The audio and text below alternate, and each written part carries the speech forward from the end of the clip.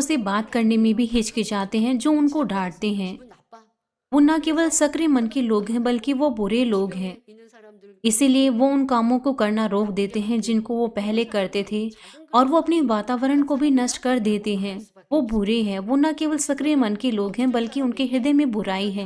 감정 갖고 उनके अंदर 그러면서 दुर्भावनाएं होती हैं उस व्यक्ति के लिए जिसने उनको डांटा है। 성격의 모습들을 비교해 보면 작은 마음뿐 아니라 악한 마음까지 있어서 वो 지적을 शारीरिक चीज़ों को 그럴 수 याद करते हुए 있다. जो हमने शुक्रवार की रात्रि सभा में सीखा था, इसलिए वो जल्दी ही इरिटेट हो जाते हैं। 있다면 야, 이런 모습은 너무 나쁘구나. 알아서 इसीलिए हमें इस बात को जानना है कि ये बुराई है 모습을 고치지 और 않고 हमें ऐसा जो हमारा स्वभाव है उसको दूर कर देना है। 그래서 충만한 यदि आपको निराशा होती है, आप भरपूरी को खो देते हैं, आप अपने कार्य के लिए जुनून को खो देते हैं, यदि आप ऐसे कार्यों में आप बदलाव नहीं करते तो आप अपने आप को नहीं बदल सकती। ये संसार में भी ऐसा ही है। जब आप किसी कंपनी में काम करते हैं, 그렇고 जब आप दूसरों के साथ रिश्ता बनाते हैं, 발전된 जब आप यदि बुद्धिमान हैं तो आप नम्रता के साथ उनकी डांट को स्वीकार कर लेंगी। लेकिन यदि आप इस तरीके से सोचें 수 없는 것이죠. 세상에서도 사람 사이에도 कि नहीं ऐसा नहीं है, तो फिर आप अपने आप को बेहतर नहीं बना सकते दूसरों से पहचान प्राप्त करने के लिए। 감사해야 합니다. 에베소서 जो 5장 जिनका हृदय विशाल होता है वो लोग उस समय भी आनंदित होते हैं 빛으로 जब उनको डांट मिलती है। इफिसियों 5 अध्याय उसके 13 पद में कहा गया है, पर जितने कामों पर उल्हाना दिया जाता है वे सब ज्योति में प्रकट होते हैं, क्योंकि जो सब कुछ को प्रकट करता है वह ज्योति है। 수 있는 것 इसीलिए वो अपने आप को उन चीज़ों के लिए स्वीकार करते हैं, अपने आप को बदलते हैं। लेकिन जो भी है, जब हमें सलाह दी जाती है या हमें डांटा जाता है तो हमें अपनी कमियों को आसानी से पहचानना है 있다는 것입니다. 대부분 और उसके लिए हमें कोई भी बहाना नहीं बनाना और उसको अनदेखा नहीं करना चाहिए। 편에서의 생각은 옳다고 बहुत से लोग वो इस तरीके से सोचते हैं, वो सोचते हैं कि वो तो सही है, 그러면 딱 단번에 लेकिन यदि उनको डांट दिया जाए किसी बात के लिए 수 있어요. 근데 이유와 변명 तो फिर वो लोग वो बहाना बनाने लग जाते हैं।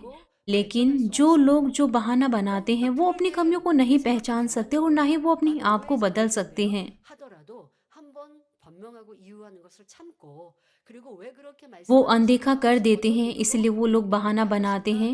लेकिन आपको इस बात को सोचना चाहिए कि क्यों दूसरे व्यक्ति ने आपको ये सलाह दी है, इसीलिए आप अपनी कमियों को पहचान सकते हैं। तो फिर आप ये नहीं सोचेंगे कि उसने तो मुझे गलत समझा है इसलिए वो मुझे सलाह दे रहा है। 습관 속에 이유와 변명이 लेकिन इसके बजाय आपको अपने आप को जांचना है कि क्या आपके पास बहाना बनाने की आदत है या नहीं, या फिर आप हमेशा ऐसे ही बहाने बनाते हैं।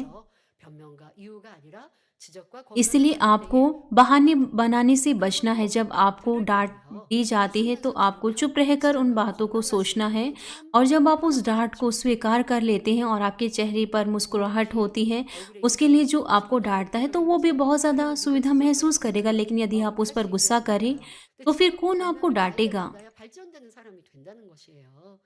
जब आप किसी से आनंद के साथ डांट को ग्रहण करते हैं तो आप अपने आप को बदलने पाते हैं। 인정받는 사람 쉽게 되어집니다. 동료가 아니 아랫사람이 यदि आप ऐसा करते हैं तो फिर जो आपके सहकर्मी हैं, जो आपके साथ कार्य करते हैं, 이런 मैं आपको उदाहरण देती हूँ। मान लीजिए यदि आपके जो सहकर्मी जो आपके साथ कार्य करते हैं, अगर वो आपको कोई सलाह देते हैं और आप उसको आनंद के साथ ग्रहण करते हैं 더 노력하겠습니다. तो फिर आपके चेहरे पर स्माइल होगी जब आप उसकी डांट को या फिर आप उसकी सलाह को सुनेंगे। 후회 보시면서 왜 지적을 하셨을까? लेकिन आपको इस बात को फिर सोचना है कि क्यों दूसरे व्यक्ति ने मुझे सलाह दी है, और आप इस चीज़ के लिए प्रार्थना करें। जब आप इस प्रकार की कोशिश करेंगे, यहाँ तक कि संसार में भी फिर आप सिर बनेंगे, आप दूसरों के द्वारा पहचान प्राप्त करेंगे।